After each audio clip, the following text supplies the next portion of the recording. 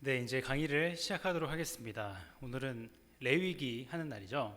여러분, 레위기 일주일 동안 읽으시느라 정말 고생 많으셨습니다. 제가 저번 주에 말씀드렸던 것처럼 레위기는 정말 위기다, 성경 통독할 때 위기다 이렇게 말씀을 드렸는데 아마 위기가 맞으셨을 것 같아요. 왜냐하면 저부터가 위기였습니다. 정말 쉽지 않은 내용들이 정말 많이 있었고 규례들, 제사법들 이런 것들, 절기들 굉장히 이야기들이 너무 많아서 되게 헷갈리고 이런 것들을 또 어떻게 성도님들께 잘 전달을 드릴까 하는 고민도 많이 되었었던 것 같아요. 하지만 여러분들 일주일 동안 잘 읽으셨다고 믿습니다. 네, 이제 레위기 계율을 보면서 저희가 강의를 시작하도록 하겠습니다. 계율을 보는 것은 굉장히 중요한데요. 왜냐하면 우리에게 큰 그림을, 레위기의 큰 그림을 보여주기 때문입니다. 그리고 레위기에 들어있는 여러 가지 복잡하고 수많은 규례들 이런 것들을 어떻게 구성되어 있고 어떻게 흘러가는지 그 방향성도 잡을 수 있기 때문이죠.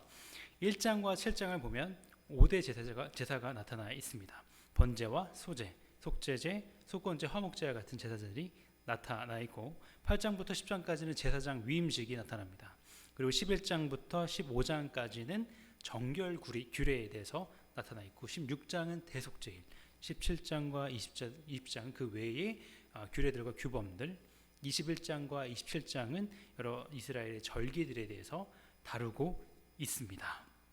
자, 이제 레위기 본격적으로 시작하도록 하겠습니다. 레위기 10장 11절을 함께 읽으시면서 한번 시작을 해보도록 하겠습니다. 같이 한번 읽어보시죠. 시작. 또 나 여호와가 모세를 통하여 모든 규례를 이스라엘 자손에게 가르치리라. 하나님께서 모세를 통하여 모든 규례를 누구에게 가르치라고 말씀하시죠? 네, 이스라엘 자손들에게 가르치라고 하나님은 말씀하고 계십니다. 다시 말해서 레위기니까 레위인들한테만, 모세한테만, 제사장들한테만 이 내용을 가르치라는 것이 아니라 이스라엘 진영 안에 있는 한 사람 한 사람 모든 이스라엘 백성들에게 이 규례들을 가르치라 하나님께서 그렇게 명령하고 계십니다. 언약 관계에 있는 하나님께 나아가는 방법을 레위기는 제시하고요. 또 죄로 인해 언약 관계가 깨졌을 때에 그것을 다시 이어붙이는 회복하는 방법을 제시합니다. 그리고 여기 나타나 있는 제사 제도의 의미와 대속의 은혜를 우리는 깨달을 수 있는 것입니다. 이스라엘 백성들의 삶을 한마디로 정의하자면 바로 하나님을 섬기는 삶이다. 그렇게 이야기할 수 있을 것입니다. 그런데 이 성막에서 이루어지는 하나님을 섬기는 이 삶은 형식적으로 무엇으로 나타날까요? 바로 그렇습니다. 제사로 나타나게 되는 것이죠.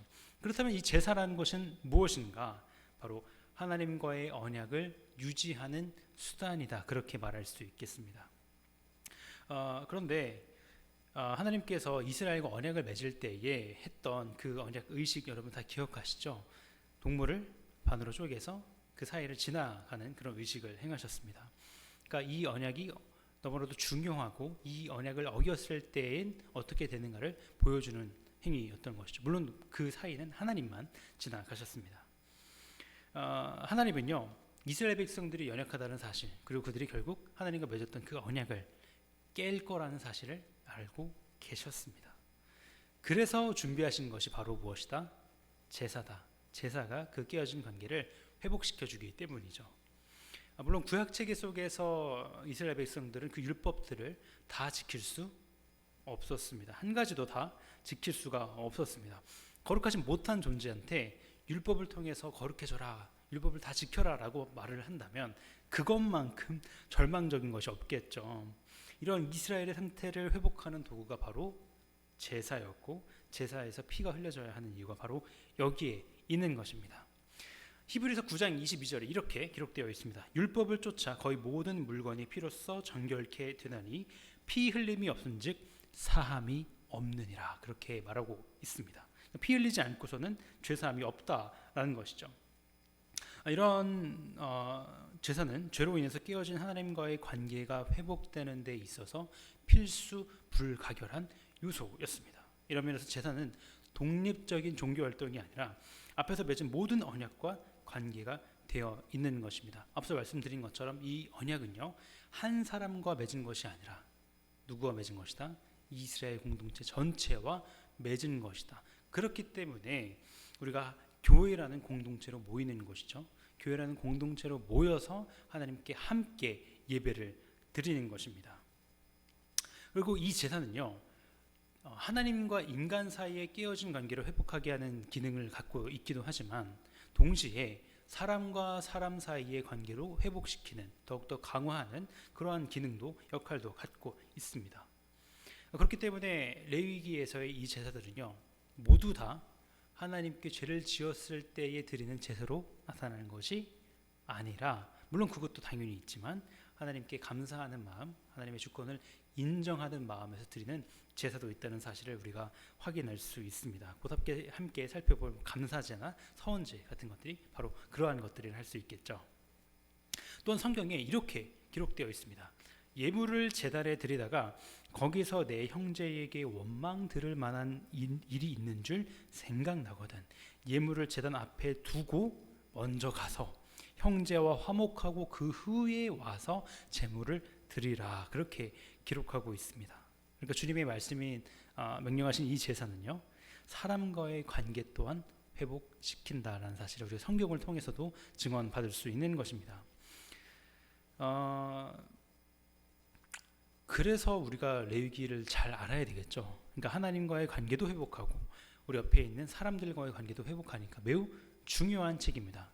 더군다나 이 레위기에 기록된 내용들은요, 어떤 것이냐? 바로 어떤 것이었죠? 하나님께 나아가는 방식에 대해서 알려주는 그러한 책입니다. 그러니까 하나님께 나아가기 위해서는 어떠한 규칙들이 필요한지를 알려주는 책이 바로 이 레위기죠. 어찌 보면 교과서와 같은 책입니다. 한번 예를 들어 볼게요. 축구 여러분 좋아하시나요? 축구 좋아하시나요? 야구 좋아하신다고요? 축구 좋아하시나요? 예, 축구 선수를 한번 생각을 해볼게요. 여러분 손흥민 좋아하시잖아요, 그죠? 네, 저도 좋아하는데요. 만약에 손흥민이 만약 축구 경기를 뛰는데 축구 룰을 모른다고 생각해 보세요. 그런 일이 있을 수 있는 일입니까? 없는 일이에요. 있어서는 안 되는 일이에요. 축구 선수가 룰을 모르고 경기에 임한다는 것은 있을 수 없는 일입니다. 마찬가지예요. 우리 그리스도인들, 우리 하나님의 자녀도 하나님께 나아가는 규칙들, 방식들에 대해서 알지 못하고 하나님께 나아가는 것은 있을 수 없는 일입니다. 그렇기 때문에 우리가 레위기를 자세하게 다뤄보고 살펴보아야 한다라는 것입니다. 물론 이제 이런 분들도 계세요. 레위기는 레위인들을 위한 책이다. 제사장들을 위한 책이다. 자, 그렇다면 오늘날로 생각을 해본다면 목사님들이 읽어야 할 책이다. 목사님들만 보시면 된다라고 생각하시는 분들이 있는데 절대 그렇지 않습니다. 앞서 말씀드린 것처럼 하나님께서 레위기의 모든 내용들을 이스라엘 백성들 모두에게 가르치라라고 말씀하셨기 때문이죠. 그렇기 때문에 우리도 당연히 이 레위기를 읽어야 하는 것입니다. 이제 우리 레슨 1을 본격적으로 한번 시작을 해보도록 하겠습니다. 첫 번째죠. 희생제사의 세 가지 역할에 대해서 잠시 간단하게 넘겨짚고 한번 가보도록 하겠습니다. 레위기 1장부터 7장까지는 희생제사를 지내는 다양한 방법에 대해서 말하고 있습니다. 그리고 이 희생제사는 어떤 역할을 가지고 있는가 세 가지로 나눠서 설명드릴 수 있을 것 같아요. 첫 번째는 속죄입니다. 여러분 속죄 많이 들어보셨죠? 속죄라는 것은 속박에 대해서 값을 치르고 자유롭게 하는 것을 말합니다. 그러니까 이 말은 노예 제도에서 이제 유래된 말인데요. 돈을 주고 노예를 속량하는 관행에서 비롯된 표현입니다. 그래서 이 속죄라는 이 단어를 우리가 교회에서 굉장히 많이 사용합니다. 성경에서는 특별히 예수 그리스도께서 인류의 죄를 속량하신 것을 말하죠. 그때 우리가 속죄라는 표현을 사용합니다. 그 죄에 대해서 하나님의 진노에 대해서 그리스도께서 십자가 죽음으로 그 대가를 치르시고 또 죄와 저주와 진노를 면하게 해주신 것을 가리킵니다. 구약시대 때는 소, 양, 염소와 같은 동물들이 그 기능을 행했죠. 대신했습니다. 자, 두 번째입니다. 바로 예물의 역할을 합니다. 하나님의 주권을 인정함을 나타내는 제사인 것이죠. 이때는 보통 우리가 소제로 하나님께 예물을 제사를 드리게 되어 있었는데 소제는 곡식으로 드리는 제사였습니다. 이거는 이따가 곧 우리가 살펴볼 거예요. 그때 가서 더 자세하게 살펴보도록 하겠습니다. 세 번째는 성찬입니다. 언약을 체결할 때 혹은 언약을 갱신할 때의 마지막 의식은 항상 성찬이었는데요. 우리가 저번 주에 같이 함께 살펴본 출애굽기에서도 이를 확인할 수 있습니다. 하나님께서 시내산 언약을 맺으시고 모세와 아론 그리고 이스라엘의 70인의 장로들을 부르셔서 그들이 함께 식사하는 먹을 것을 나누는 장면을 우리가 이미 확인했습니다. 또 화목제에서 이런 의미를 도출할 수 있는데 화목제 또한 소제처럼 이제 바로 함께 살펴보도록 하겠습니다. 5대 제사입니다. 이스라엘은 5가지 종류의 제사가 있다. 그것은 번제와 소제, 속죄제, 속건제와 화목제가 바로 그러한 5대 제사라고 할 수 있겠습니다. 자, 하나하나씩 우리가 살펴보도록 하겠습니다. 쉽지 않은 내용들인데요. 오늘 기회입니다, 여러분. 오늘 정말 기회예요. 이 제사들에 대해서 깊이 있게 자세하게 알 수 있는 정말 유일한 기회입니다. 여러분 함께 살펴보시면 좋을 것 같아요. 첫 번째, 번제입니다. 번제는요, 올라가다라는 의미를 갖고 있습니다. 그런데 히브리어로도 이걸 어떻게 발음하는가? 올라라고 발음을 합니다. 히브리어도 이게 올라예요. 근데 이 의미가 올라가다잖아요. 그래서 제가 신학교에서 히브리어 배울 때 가장 쉽게 외웠던 단어가 바로 이 번제, 올라가다라는 단어입니다. 네, 가장 대표적인 제사였고요. 제물을 완전하게 태워서 그 향기를 하나님께 올려드리는 그러한 제사였습니다. 하나님과의 관계를 회복하고 헌신과 충성을 다짐하는 의미를 갖고 있었죠. 자, 그리고 이제 넘어가서 그러면 어떠한 특징점을 또 갖고 있는가? 바로 상번제라는 것이 있습니다. 이 상번제라는 것은 항상 드리는 번제를 의미합니다. 그러니까 상번제는 위상을 의미하는 것이 아니라 항상 할 때 그 상을 의미하는 것이죠.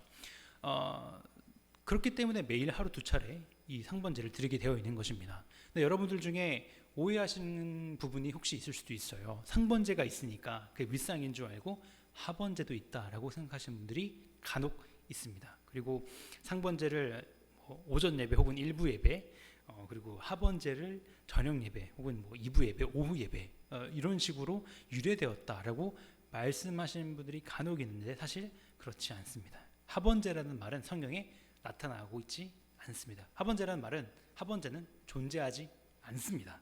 이 사실 기억하시고 넘어가시면 좋을 것 같고요.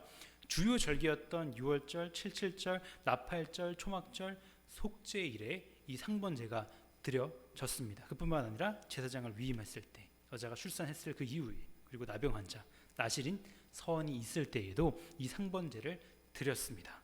자, 그러면 어떤 제물을 드렸는가? 흠없는 숫소나 숫양, 숫염소 혹은 산비둘기나 집비둘기를 하나님께 제물로 바쳤습니다. 그리고 상징은 무엇인가? 당연하겠죠. 바로 우리 예수 그리스도를 의미한다. 그분의 대속적 죽음과 희생을 의미한다라고 할 수 있겠습니다. 자, 두 번째 우리 소제로 넘어가도록 하겠습니다. 소제는 선물, 예물, 봉헌물이라는 의미를 갖고 있는데 여기 지금 영어로 써 있죠. grain이라고 바로 곡식으로 하나님께 제사를 드리는 것이 바로 소제입니다. 하나님의 은혜에 감사하며 충성을 다짐하는 의미를 갖고 있는데 생각해 보니까 방금 전에 봤던 번제도 이런 의미를 같이 갖고 있었죠. 공통점입니다. 좀 헷갈리실 수도 있어요.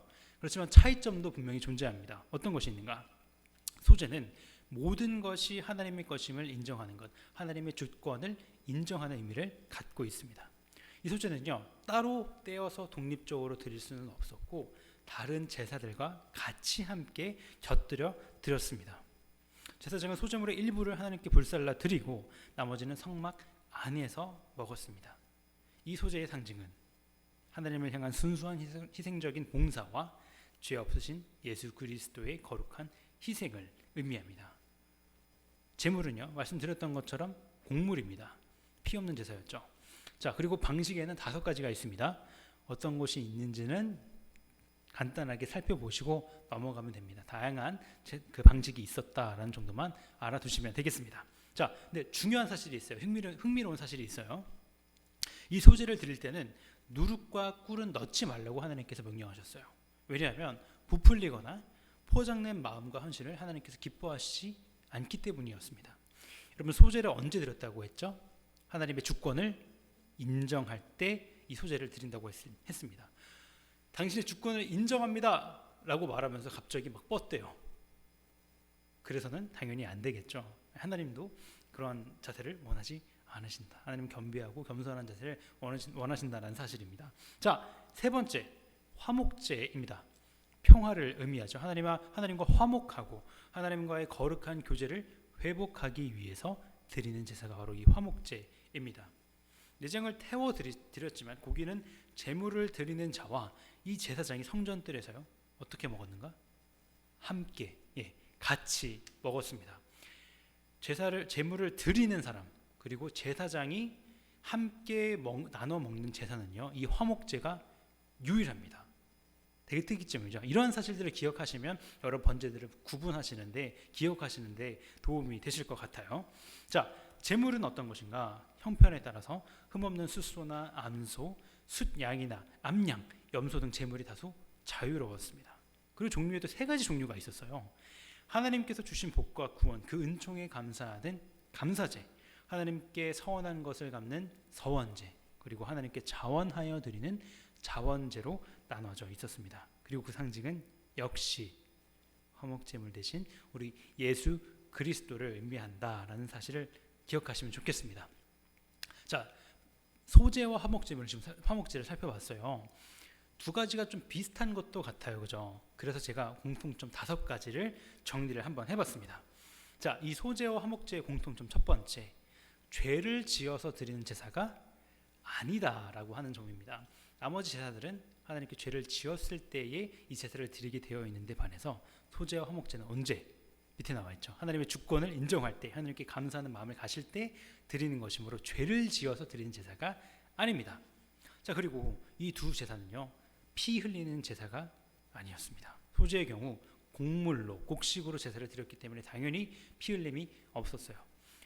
그런데 물론 화목제는 소나 양이나 염소를 잡았습니다. 그러나 그 피를 제단에 뿌리는 등 피를 흘리는 제사가 아니었습니다. 다른 제사들은 피를 이렇게 확 뿌리거든요. 그런데 이 화목제나 소제는 피를 뿌리는 것이 없었다라는 공통점을 갖고 있습니다. 제가 이걸 PPT에 넣어드리지 않았거든요. 그러니까 이 부분들을 여러분들 지금 그 나눠드린 교제에 기입을 해두시면 좋을 것 같습니다. 이 부분들을 이렇게 알아두시면 여러분들이 번제를 이해하는데 분명한 도움이 될 거라고 확신을 합니다. 자, 네 번째, 속죄제입니다. 율법을 어긴 죄를 회개할 때에 이 속죄제를 드리고요. 또 부지 중에 혹은 무의식 중에 부정하게 되었을 경우에 이 속죄제를 드리게 됩니다.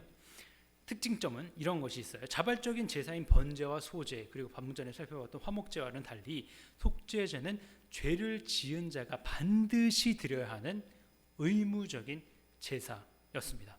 속죄제, 그러니까 내가 죄를 지었어요. 그런데 제사를 안 드려요. 그럼 내 죄가 없어지는 것이 아니잖아요. 그럼 어떻게 됩니까? 내가 죽게 되는 거예요. 죽으면 안 되잖아요. 그러니까 제사를 드리는 것이 반드시 필요했습니다. 의무적인 성격을 갖고 있었죠. 이제 곧 살펴볼 속건제도 마찬가지입니다. 속건제도 똑같이 자발적인 것이 아니라 의무적인 제사였음을 우리가 확인하게 될 것입니다. 자, 그러면 제물은 어떤 것인가? 형편에 따라서 5가지로 나눠져 있었습니다. 이렇게 5가지로 나눠져 있었다는 사실만 확인하시면 됩니다. 자, 그러면 어떠한 상징을 갖고 있는가? 역시 마찬가지로 죄인들을 위해 십자가를 지시고 그들의 죄를 대속하시기 위해 죽으신 예수님의 속죄 사역을 예표한다라는 점을 알아두시면 좋겠습니다. 자, 이제 마지막 5번째, 속건제입니다. 침해라는 의미를 갖고 있는데요. 하나님의 성물, 다시 말해서 성전 안에 있는 기구에 대한 죄를 짓거나 혹은 이웃의 물건에 이웃에게 피해를 끼친 잘못을 용서받기 위해 드리는 이것 또한 의무적인 제사였습니다. 레위기 6장 2절을 보면요, 그 예가 나타나요. 강도질, 협박, 거짓 맹세를 했을 때의 속건제를 드리라고 합니다. 이 3가지 모두 다 이웃의 권한을 침범하는 그런 죄들이죠. 그런 것이 있을 때에 이 속건제를 드리게 되어 있었습니다. 자, 이 속건제 제물은 무엇을 드렸는가? 바로 흠없는 숫 양을 드렸습니다. 성물에 대한 잘못을 보상하여서 본래 자기가 바쳐야 할 것의 5분의 1, 그러니까 플러스 알파를 더하여 드리게 되어 있었습니다. 자, 그렇다면 여러분들이 이런 질문을 하실 거예요. 또 질문이 들죠. 속건제와 속죄제 무슨 차이가 있는 건가요? 아까 소제와 화목제도 비슷했는데 속건제와 속죄도 비슷한 것 같아요 라는 질문을 하실 거예요. 어떠한 차이점이 있는가? 제가 4가지로 정리를 해봤습니다. 첫 번째, 이 속건제는 주님께 죄 용서를 받기 위해 희생 제사를 드릴 때 자신이 침해한 물건을 도로 갚고 거기에다 플러스 알파를 더 얹어서 배상해야 한다고 말씀을 드렸어요. 제가 지금 여기 속죄제라고 지금 밑에 썼는데 중간에 속건제입니다. 속건제는 다시 말해서 보상의 성격이 강합니다. 그런데 반해서 속죄제는 특별히 보상하거나 배상하는 것이 없고 그저 주님께 간절히 용서를 구하는 제사라는 점에서 둘의 차이가 있다라는 사실입니다. 보상적인 성격이 있고 없고라는 차이점이 있는 것이죠. 조금 더 이 부분에 대해서 보자면 속건제는 언제 드리는가? 보상이 가능한 죄를 지었을 때 혹은 돌이킬 수 있는 죄를 지었을 때 혹은 행동으로 나타난 죄를 지었을 때 이 속건제를 드린다라고 알려져 있습니다. 그에 반해서 속죄제는요, 이런 부분들이 아니라 돌이킬 수 없는 죄라고도 표현을 하는데, 다시 말해서 내 안에 내재되어 있는 근본적인 죄를 지었을 때에 이 속건제를 드린다라는 점에서 이 두 제사의 차이점이 있습니다. 자, 그러면 두 번째는 무엇인가? 제물의 차이가 있었습니다. 속건제는 흠없는 순양에다가 플러스 알파를 드린다고 했어요, 그죠? 그런데 반해서 속죄제는 소나 염소, 양, 비둘기, 고운 가루 등 다양한 종류들로 하나님께 제사를 드릴 수 있었다라는 점에서 또한 차이점이 있습니다. 자, 그리고 세 번째입니다. 그 제사 방식에 있어서도 또한 차이점이 있었는데요. 속건제는 남은 피를 번제단 밑에 쏟지 않았습니다. 그죠? 피를 제단 사방에 뿌렸을 뿐이에요. 그러니까 피를 쏟는 거랑 피를 제단에 뿌리는 거랑은 다르죠, 그죠? 속죄제는 남은 피를 번제단 밑에 쏟았습니다. 속건제는 밑에 쏟지 않았고 속죄제는 밑에 쏟았다라는 점에서 제사 방식에 있어서도 차이가 있었습니다. 자, 마지막 네 번째 차이점. 속건제는요, 개인적인 제사였습니다. 내가 이웃에게 잘못을 했을 때, 이웃의 권한을 침범했을 때에 드리는 것이었고, 그에 반해서 속죄제는 물론 개인적인 제사를 포함하지만 거기다가 더해서 집단적인 제사, 이스라엘 전체 공동체적인 제사를 드릴 때에도 이 속죄제가 행해졌다라는 점에서 또한 차이점이 있습니다. 자, 지금 쉴 틈 없이 달려왔는데 어떠신가요? 괜찮으신가요? 네. 쉽지 않은 내용들인데 잘 따라와주고 계세요. 근데 좀 더 열심히 지금 달려야 할 때입니다. 지금 제사를 드리는 4가지 방법에 대해서 말씀을 드리려고 해요. 여러 가지 방식들이 있는데 4가지가 있습니다. 첫 번째는 화제입니다. 화제는 뭘까요? 불로 태워서 드리는 제사를 바로 우리가 화제라고 합니다. 이 화제 안에 우리가 방금 전에 배웠던 5대 제사가 다 포함되어 있습니다. 그리고 이제 거제입니다. 거제는 제사장이 화목제물의 오른편 뒷다리를 위로 높이 들었다가 아래로 내려놓는 의식을 뜻하고요. 요제는 제사장이 화목제물의 속건제물의 가슴 부위를 높이 든 후 앞뒤로 흔드는 의식입니다. 거제와 요제의 공통점이 하나 있는데요. 그것이 무엇인가 하면 하나님이 제사장에게 이 제물의 일부를 주셨다라는 의미를 공통점으로 갖고 있습니다. 자, 마지막 전제는 어떤 것인가? 바로 희생제물 위에 포도주를 부어드리는 의식입니다. 이때 전제는 번제는 소제 때 행해졌는데요. 이때 드려졌던 제물이 숫송아지인지 수작인지에 따라서 그 제물의 종류와 양이 달라졌습니다. 자, 이제 이 제사를 드리는 사람 누구죠? 네, 맞습니다. 제사장에 대해서 살펴보도록 하겠습니다. 이 제사장은요, 하나님과 인간 사이의 중재자 역할을 하는 사람이었습니다. 하나님과의 관계가 깨졌을 때에 그것을 다시 이어붙이는 그에 합당한 희생 제사를 드려서 회복시키는 그러한 일을 감당했고요. 또한 백성들 전체를 위하여서 하나님께 탄원하는 역할을 감당하기도 했습니다. 지금 여기서 여기 그림에서 보시는 것처럼 제사장의 옷이 굉장히 화려해요. 그 흉패 안에 들어있던 것이 바로 우림과 둠밈이라는 것입니다. 이 우림과 둠밈은 각각 빛과 이제 완전함이라는 의미를 갖고 있는데요. 하나님의 뜻을 묻는 그 도구였습니다. 하나님의 뜻을 분별하고 하나님 여호와의 율법과 규례를 가르칠 때, 그리고 제단을 관리할 때 이 우림과 둠밈을 사용했습니다.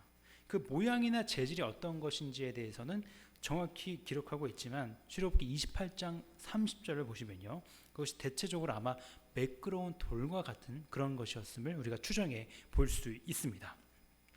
자, 그럼 제사장은 이 두 가지 역할만 하면 되었는가? 당연히 그렇지 않았겠죠. 수많은 일을 행했습니다. 어떠한 일을 또 했을까요? 하나님의 거룩하심을 수호하는 역할을 했습니다. 또한 이스라엘 전체 장막이 이동할 때에 언약궤를 지고 가는 역할을 담당하기도 했습니다. 그래서 우리가 이제 앞으로 살펴볼 내용을 보면 이스라엘 백성들이 이동을 하게 될 때에 제사장들이 이 언약궤를 지고 가는 모습을 우리가 확인하게 될 거예요. 또한 이스라엘의 수많은 정결 규례들을 지키는데 이것을 잘 지킬 수 있도록 돌보는 역할을 감당하기도 했습니다. 또한 나병 의심 환자를 확인하기도 했고, 나병 환자가 완치되었을 때도 완치 판정을 내려주는 사람도 이 제사장의 역할이었습니다. 의복의 곰팡이를 핀 자를 확인하는 것도 제사장의 역할이었죠. 결국 율법과 은혜의 중보자의 역할을 감당한 것입니다. 이스라엘 전체의 모범이 된 자가 바로 제사장이었다라는 사실입니다. 그런데 예수 그리스도 안에서요, 앞서 지금 살펴본 제사장들의 수많은 일들이 완전히 그리고 온전하게 성취됩니다. 그래서 우리가 율법과 은혜의 완전한 중보자다, 그렇게 우리 예수님을 이야기하죠. 그리고 우리가 히브리서에서 기록된 것처럼 우리의 유일한 참 대제사장이시다, 그렇게 우리가 예수님에 대해서 표현을 합니다. 여기까지 제사장에 대해서 알아봤고요. 레슨 3으로 우리 함께 넘어가도록 하겠습니다. 레위기 11장부터 15장까지의 내용입니다. 정결 규례와 부정 규례 이렇게 나타나 있는데, 그 부정 규례 안에도 제사 의식적인 어떤 부정이 있고, 또는 도덕적인 부정으로 나눠서 설명되어 있습니다. 그러니까 이스라엘 백성들이 하나님 앞에 나아갈 때에 얼마나 세심한 주의가 필요한지를 우리가 이 대목에서도 알 수 있는 것입니다. 구약을 보면요, 부정하다라는 단어가 182회가 나오거든요. 근데 그 중에 92회가 레위기에서 기록되고 있습니다. 그러니까 그만큼 정결과 부정을 강조하신 것은 그들이 정결해야만 성소에 예배하러 갈 수 있었다는 사실을 우리가 확인할 수 있게 되는 것입니다. 자, 정결법. 그럼 정결법은 도대체 무엇인가? 정결법도 같이 한번 살펴보도록 하겠습니다. 제가 4가지로 준비를 해봤습니다. 첫 번째는 음식에 관한 규례입니다. 하나님께서는요, 짐승을 정결한 짐승 그리고 부정한 짐승으로 나누셨어요. 육지 짐승 같은 경우에는 굽이 갈라진 쪽발이면서 되새김질하는 짐승이면 정결한 짐승이었고, 이 3가지를 갖고 있지 않거나 그 중에 한 가지라도 갖고 있지 않으면 부정한 짐승이 되었습니다. 그래서 토끼나 낙타나 돼지 같은 것들은 다 그렇습니다. 예, 부정한 짐승이었습니다. 그러면 바다로 가볼까요? 지느러미와 비늘이 있는 물고기는 먹어도 되었어요. 정결한 짐승이었습니다. 하지만 지느러미나 비늘이 없다면 부정한 짐승이었습니다. 그래서 메기나 문어 이런 것들이 다 부정한 짐승이었고 먹을 수도 없는 그러한 짐승들이었습니다. 자, 그러나 예수님께서 이 땅에 오심으로 말미암아 정결한 짐승, 부정한 짐승 이렇게 구분하는 그 모든 구분, 그러한 이해는 바뀌게 되었습니다. 없어지게 되었습니다. 그래서 오늘날 우리가 토끼 고기도 먹을 수 있고, 전 낙타 고기는 아직 안 먹어봤는데 낙타 고기도 먹는다고 하고요. 그리고 제가 정말 좋아하는 삼겹살, 오늘 저녁은 정말 고기를 먹어야 되지 않나 그런 생각이 듭니다. 네, 삼겹살 너무 맛있죠. 메기 매운탕도 먹을 수 있고 문어 숙회도 너무 좋습니다. 근데 이들은 그것을 절대 즐기지 못했습니다. 참 안타깝네요. 네. 근데 예수님께서 오심으로 말미암아 이 모든 것들을 우리가 자유롭게 먹을 수 있게 되었다는 사실, 우리가 예수님께 감사해야 되겠죠. 네. 자, 이제 사도행전으로 넘어가도록 하겠습니다. 10장을 보시면요, 하나님께서 베드로를 부르셔서 이방인이었던 고넬료에게 하나님의 말씀 복음을 전하게 하십니다. 그때 베드로가 거부를 해요. 왜냐하면 하나님의 백성은 유대인만 될 수 있었기 때문이었죠. 이러한 환상이 나타납니다. 하늘이 열리며 한 그릇이 내려오는 것을 보니 큰 보자기 같고 내 귀를 메어 땅에 들이었더라. 그 안에는 땅에 있는 각종 네 발 가진 짐승과 기는 것과 공중에 나는 것들이 있더라 라고 말하고 있습니다.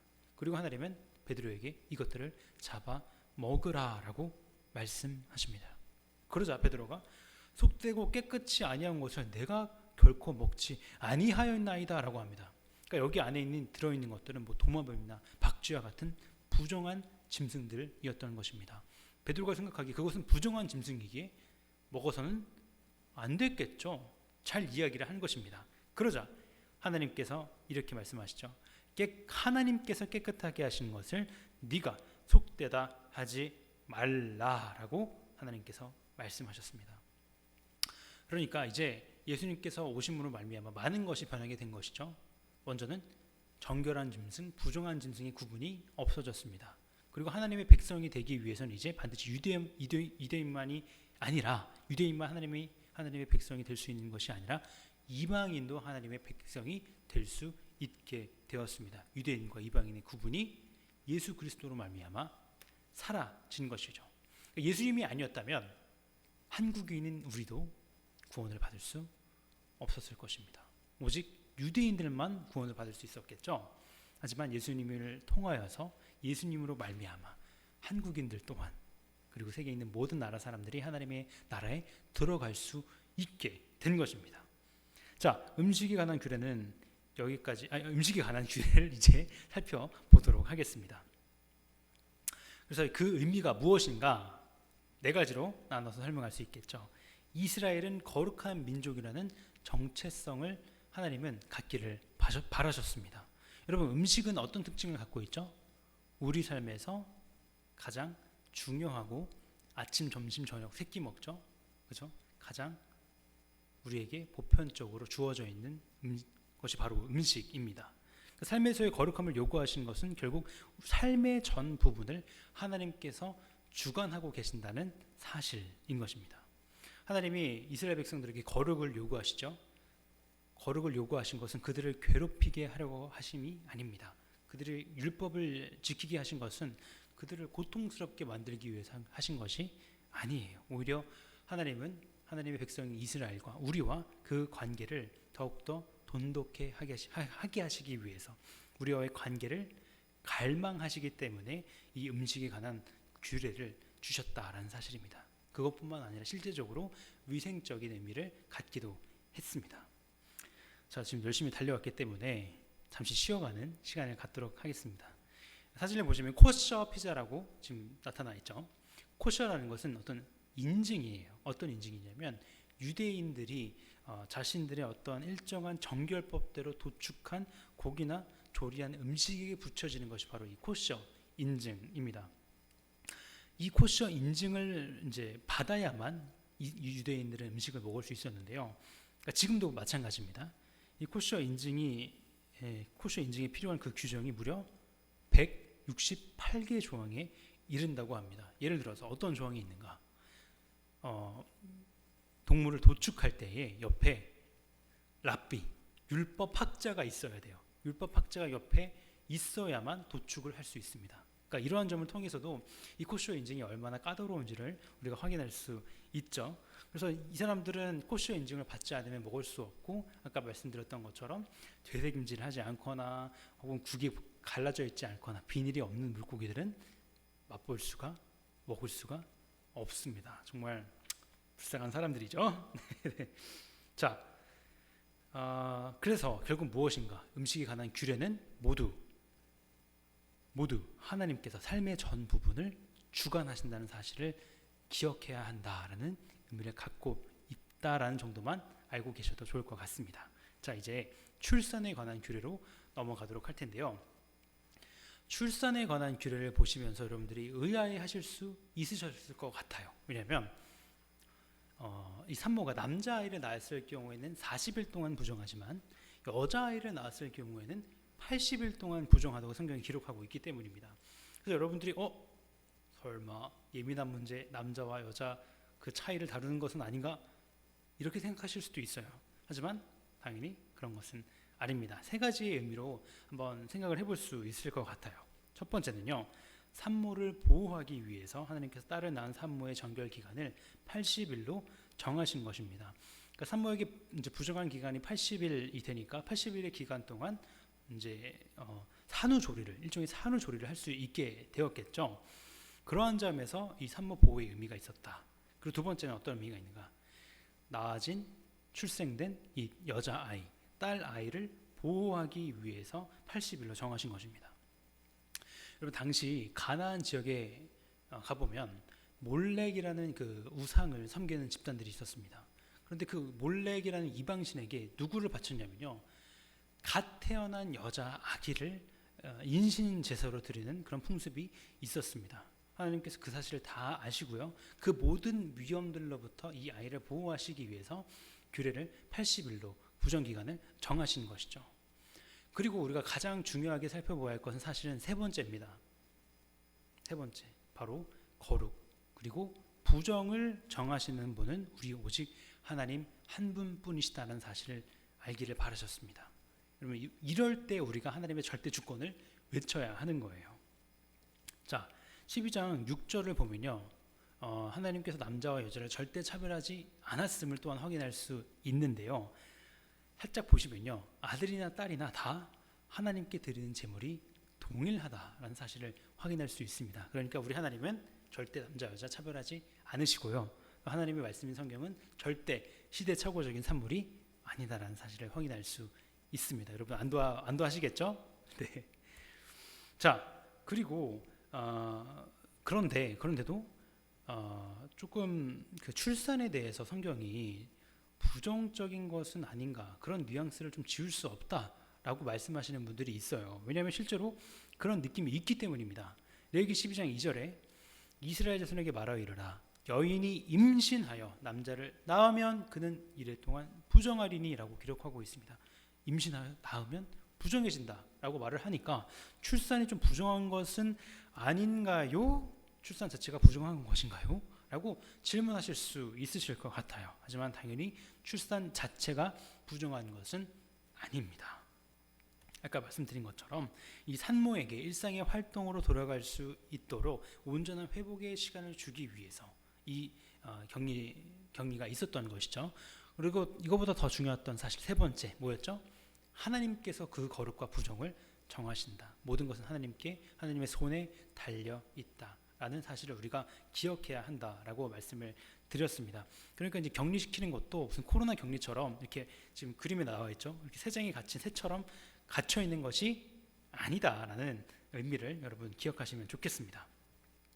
그리고 또한 창세기 1장 28절을 통해서도 하나님께서 출산에 대해서 긍정적으로 말씀하신 것을 확인할 수 있는데요, 하나님이 그들에게 복을 주시며 하나님이 그들에게 이르시되 생육하고 번성하여 땅에 충만하라, 땅을 정복하라 라고 말씀하고 있습니다. 다시 말해서 출산은요, 하나님의 명령이었습니다. 그리고 우리 자녀들은 하나님께서 주신 태의 기업입니다.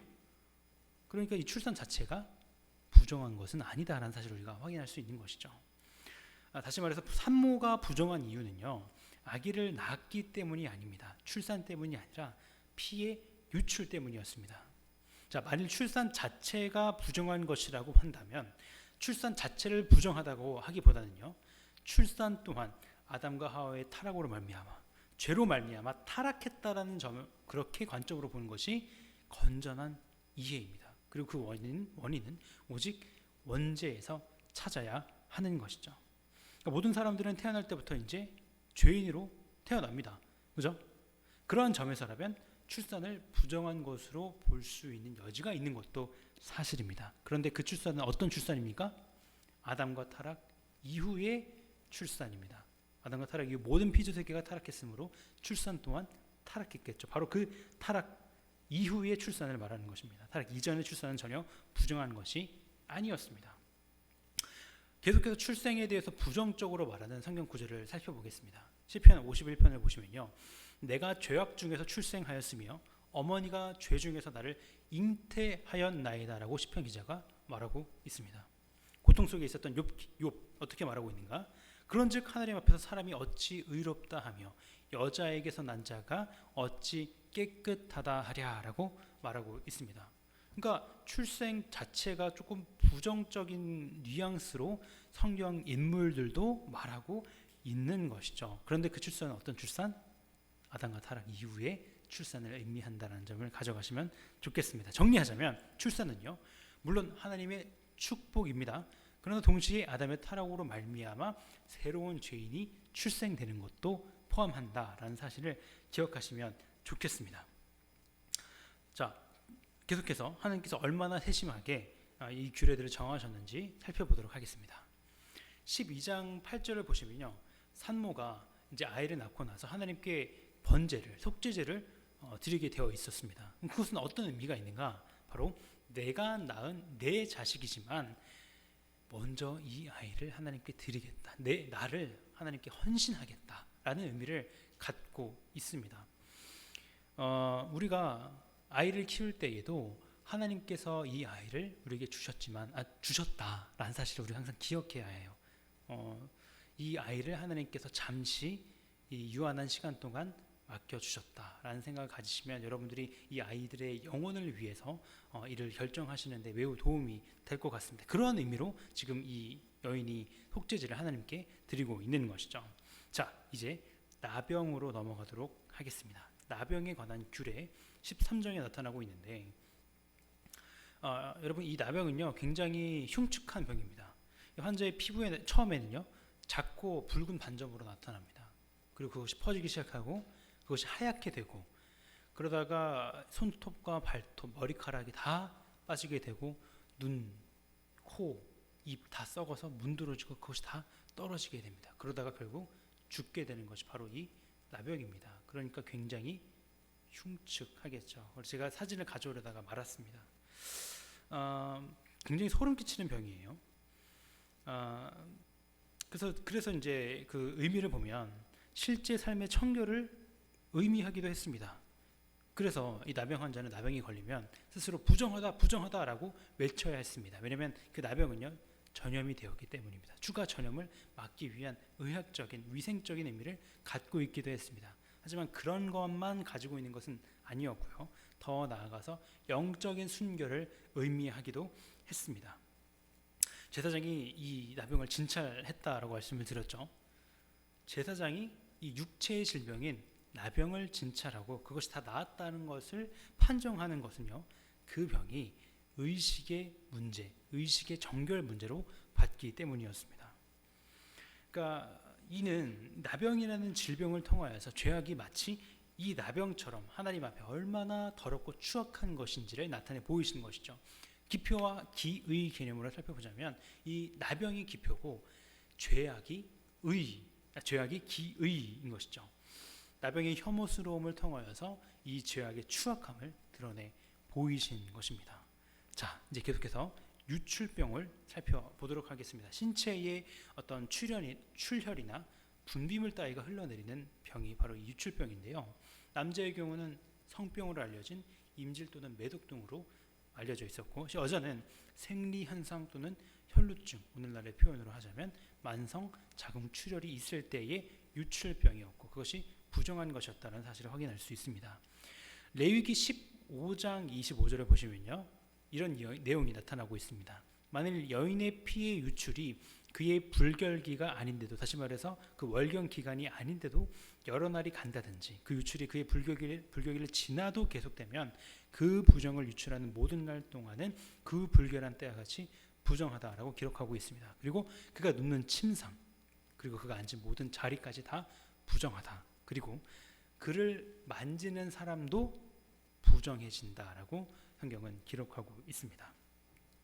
자, 좀 딱딱한 내용을 지금까지 계속해서 말씀을 드렸는데 조금 은혜로운 이야기로 여러분들께 조금 쉬는 시간을 좀 가져보도록 하려고 해요. 잠시 마가복음 5장으로 넘어가도록 하겠습니다. 혈루증 앓는 여인이 나오는 구절입니다. 12해 동안 혈루증을 앓던 여인이 있었습니다. 그 병을 낫게 하려고 많은 의사에게 찾아갔고 모든 돈을 다 탕진했지만 오히려 그 병이 가중되었죠. 그러던 차에 예수께서 오신다는 소문을 듣고 무리 가운데 끼어들어가서 예수님의 손에 옷을 대자 그의 병이 나았습니다. 자, 근데 여기서 두 가지의 잘못이 있어요. 바로 첫 번째 죄는요, 이 혈루증 앓는 여인은 부정한 사람이잖아요. 그러니까 다른 사람들 팀에, 그 군중 팀에 끼어 들어가선 될까요, 안 될까요?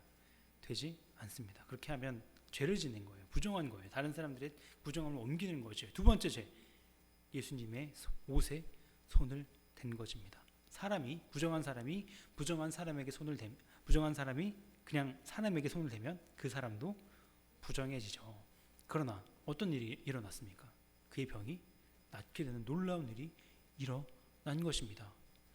예수님은요, 일반 사람이 아니시잖아요.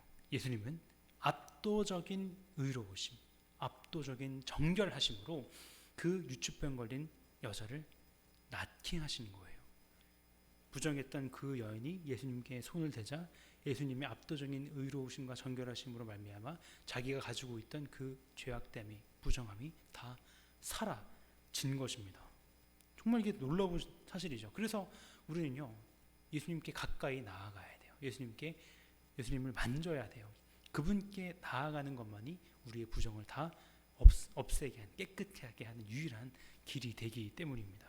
그렇기 때문에 결국 구약의 정결 규례는 예수 그리스도로 말미암아 완성된다라는 사실을 우리는 확인할 수 있는 것입니다.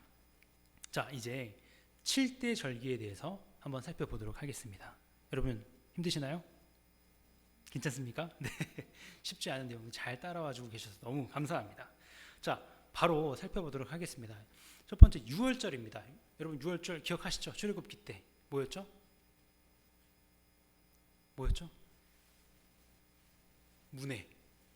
문설주의 피를, 양의 피 혹은 염소의 피를 바르면 그 집안의 첫째 아들이 죽지 않고 구원받는다. 그 집안이 구원받는다. 그것을 기념하는 것이 바로, 네, 맞습니다, 유월절인 것이죠. 1월 14일에 이 유월절을 지켜야 했습니다. 그리고 그 다음 날이 바로 이제 무교절이 시작되는 날이네요. 발효되지 않은 누룩 없는 빵을 구워 먹었습니다. 이날은 어떤 의미인가? 출애굽 당시의 어려움을 기억하고 그들을 고난의 때에 그들을 인도하여 주신 하나님의 은혜를 회상하고 기억하고 기념하는 절기였습니다. 그런데 여기까지 살펴보니까 좀 헷갈리는 게 있어요. 왜냐하면 유월절과 무교절이 너무 좀 비슷한 게 아닌가라는 생각이 드실 거예요. 그래서 신약에 가보면 이런 말씀이 기록되어 있습니다. 유월절이라 하는 무교절이 다가오매라고 누가복음 22장 1절에 기록되어 있습니다. 그러니까 유월절과 무교절을 지금 같은 날로 말하고 있죠. 그러니까 절기를 지키는 날짜나 절기의 기원이나 또 절기의 의미에 있어서 차이가 크게 없기 때문에 신약에 가서는 유월절과 무교절을 같은 날로 지켰다, 같은 날로 봤다라는 점만 알고 가시면 좋을 것 같습니다. 자, 초실절로 세 번째로 넘어가도록 하겠습니다. 무교절 기간 중 안식일 1월 15일의 다음 날 1월 16일에 지키는 것이 이 초실절이었습니다. 보리 추수의 시작을 기념하여서 그 첫 곡식단을 하나님께 구별하여 드리는 날이 바로 이 초실절이었습니다. 첫 곡식단 하니까 어떤 것이 생각나시나요? 아마 예수님을 떠올리실 텐데요. 예, 맞습니다. 고린도후서 15장 20절을 보시면 예수님께서 죽은 자 가운데서 다시 살아나사 잠자는 자들의, 네, 첫 열매가 되셨다라고 기록하고 있습니다. 첫 열매, 바로 첫 곡식단을 드린 초실절에서 유래하고 있는 것이죠. 예수님을 의미하는 것입니다. 자, 네 번째, 오순절에 대해서 살펴보도록 하겠습니다. 보리의 초실절로부터 7주 뒤, 그러니까 7일씩 7주라고 해서 77절이라고도 부르고요. 7안식일 다음 날 50일째 되는 날이기 때문에 오순절이라고 부르기도 합니다. 우리가 6순, 7순, 8순 할 때 부르는 바로 그 오순절입니다. 수학의 완성을 기뻐하며 기념하는 날이 바로 이 오순절입니다. 근데 여러분 오순절 하시면요, 성령님 떠오르는 분들이 계실 거예요. 잘하신 거예요. 잘하신 건데 오순절이 그렇다면 성령을 기념하는 날일까요? 그렇지? 네, 않습니다. 지금 여기 밑에 나와 있죠. 수학의 완성을 기뻐하는 날이 오순절입니다. 물론 성령님께서 오순절에 오셨죠. 그러니까 오순절에 오셨기 때문에 우리가 흔히 오순절 성령 강림 사건이라고 부르는 것입니다. 그러니까 오순절의 의미가 성령께서 오셨기 때문에 오순절이 아니다라는 사실을 아셨으면 좋겠습니다. 자, 다음 PPT는요. 제가 그리스도 중심 성경 읽기에서 가져온 것입니다. 구약의 절기 규례 그대로 예수 그리스도께서는요 6월절 첫 안식일의 이튿날인 초실절 그날에 다시 살아나셔서 부활의 첫 열매, 첫 곡식단 얘기 드렸죠. 첫 열매가 되셨습니다. 그리고 부활하신 지 50일이 지난 오순절 곧 칠칠절에 하나님 나의 추수를 알리는 성령이 임하셨죠. 그게 바로 오순절 성령 강림 사건이었습니다.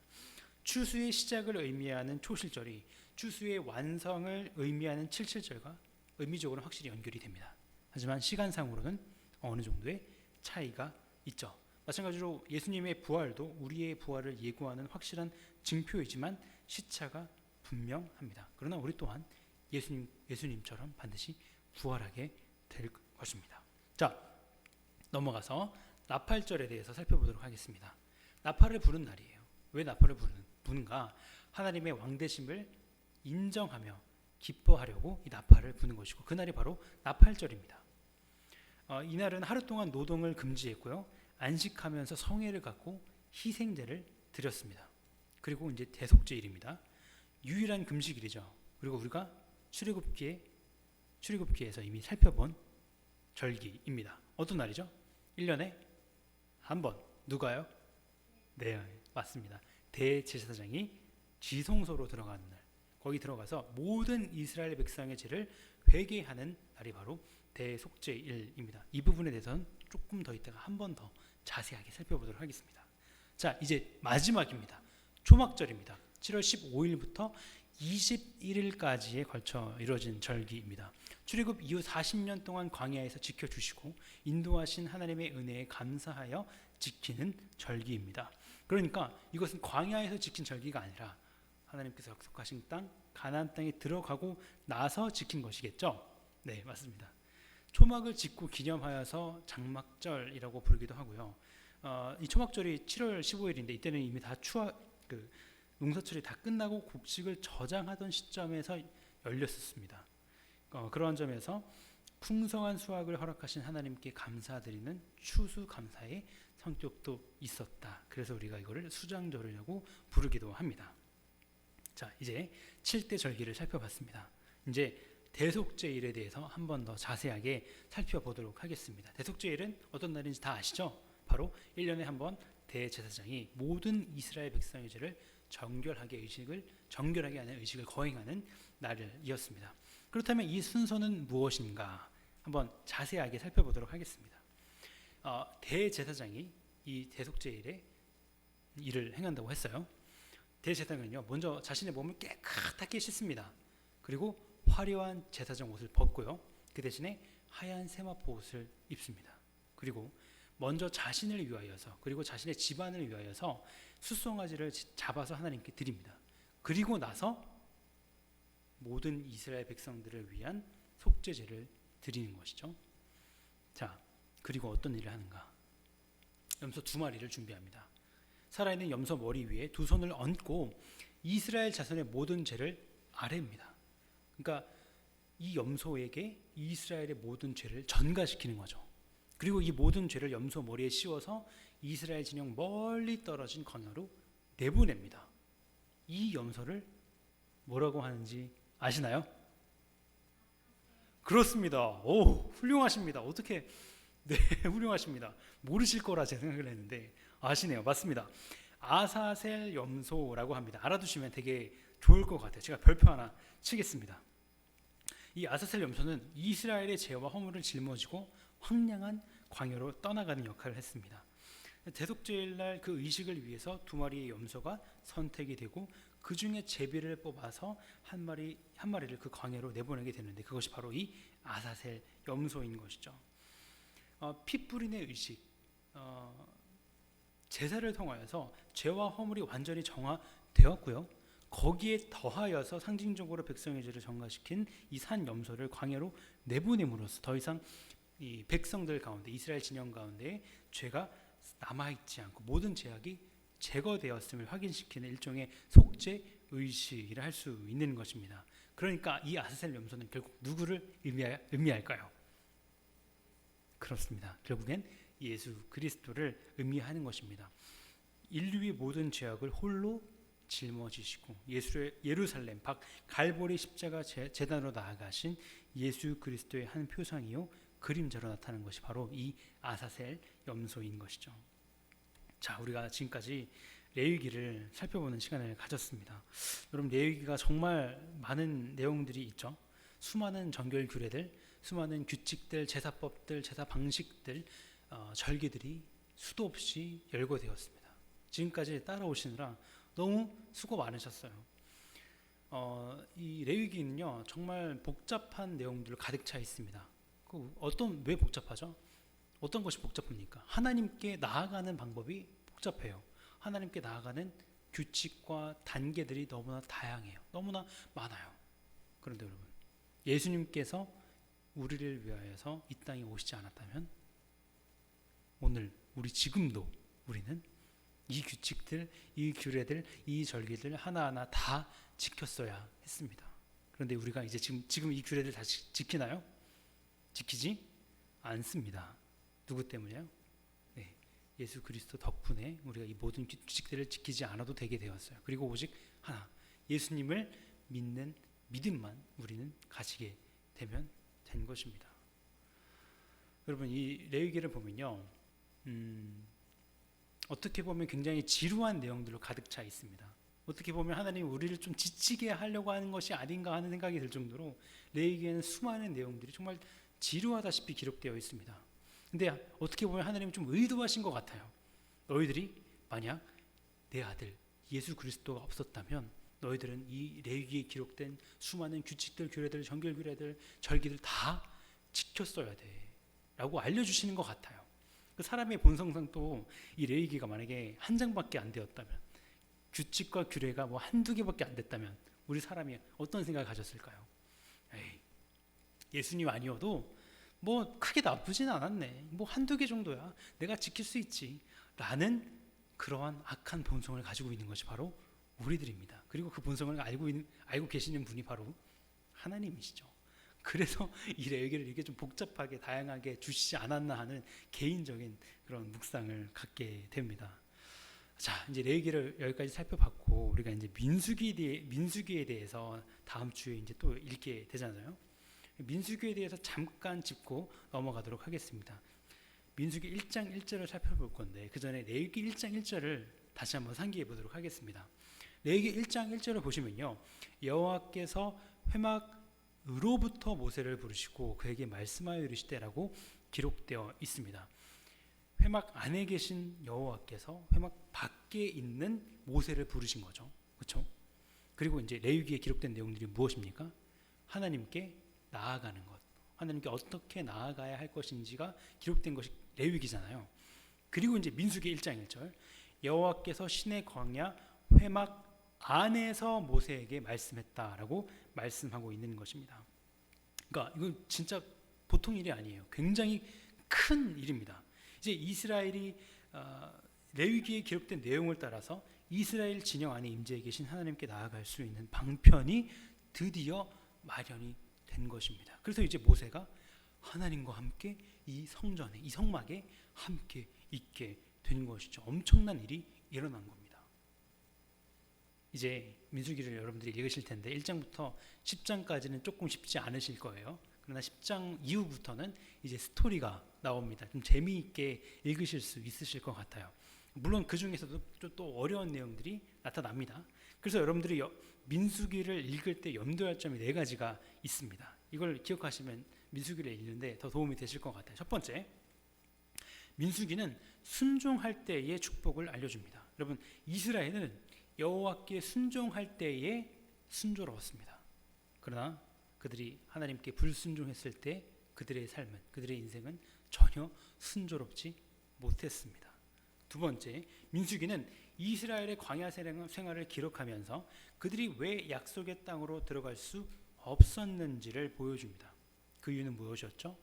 그들의 끊임없는 불순종, 또 불평, 불만, 불신, 반역, 그리고 원망 때문이었습니다. 그들에게 감사는 찾아보기 힘들었죠. 그러니까 그들의 삶을 보면요, 그들이 잘해서 약속의 땅에 들어온 것이 아니었다는 사실을 아주 명확하게 확인할 수 있습니다. 그럼 그들은 어떻게 하나님의 약속의 땅 가나안 땅에 들어갈 수 있었는가? 다분히 순전히 하나님의 그렇습니다. 하나님의 은혜로 구원받았다는 사실을 우리가 확인할 수 있는 것이죠. 세 번째입니다. 민수기는 이스라엘 백성들의 끊임없는 언약에 대한 불신과 불순종은 이 축복의 기회를 상실하게 만든다는 사실을 우리에게 보여줍니다. 출애굽 1세대 가나안 땅에 들어갈 수 있었나요? 들어갈 수 없었습니다.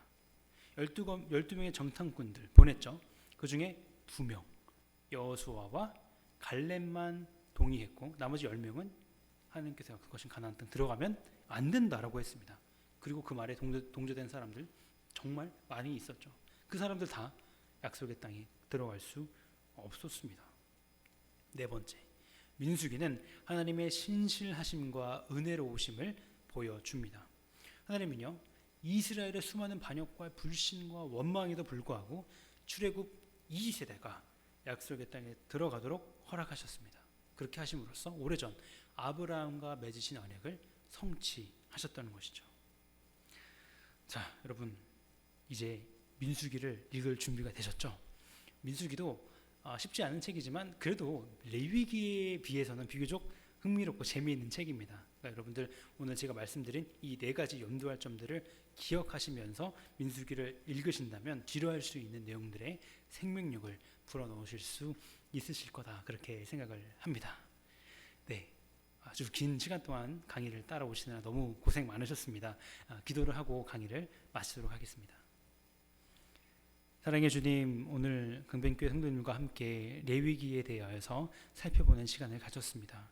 하나님, 레위기에는 수많은 규칙과 규례들, 제사법들, 절기들이 기록되어 있었습니다.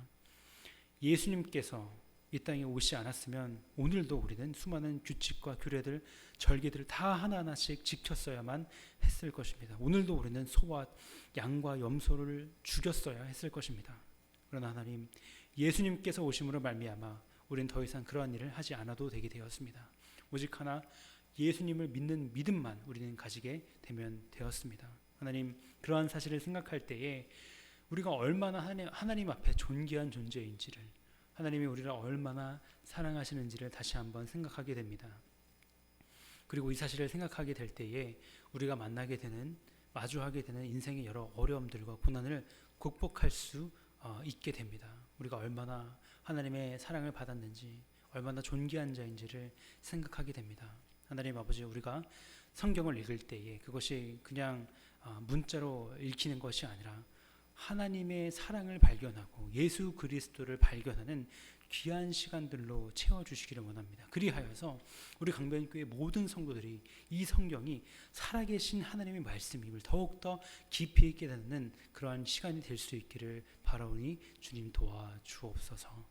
감사를 드리며 귀하신 예수님의 이름으로 기도드리옵나이다. 아멘. 네, 강의를 마칩니다. 감사합니다.